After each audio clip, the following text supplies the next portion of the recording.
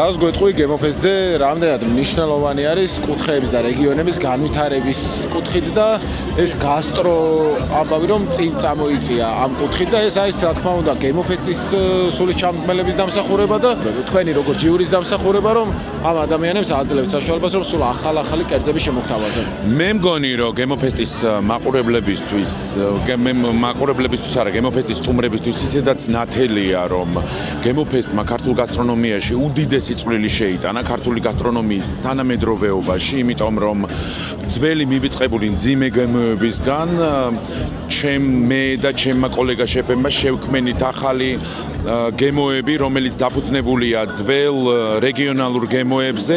ამის მაგალითი არის თუნდაც ეხლა ვიმყოფებით ბორჯომში სამცხე-ჯავახეთი, იმიტომ რომ აი ამ მძიმე ცხიმიანი კერძებისგან ჩვენ შევქმნით ყველასთვის მისაღები, მარტივი, ლაითი, გემრიელი, მესხურ, ჯავახური კერძები.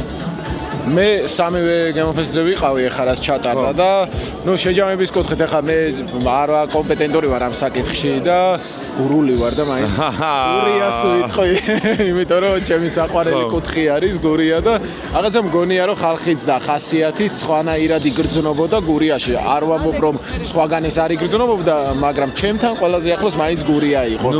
მე მგონი ეგ იქიდან გამომდინარე არის რომ გურული ხარ. მე მაინც ვიტყვი რომ მაინც სუბიექტური ვიქნები და მაინც ფიქრობ რომ რაჭა მაინც ამ ფესტივალის გემოფესტის ზაფხულის ფესტივალის განმავლობაში რაჭის გემოფესტი მაინც იყო ყველაზე მაღალი კლასის.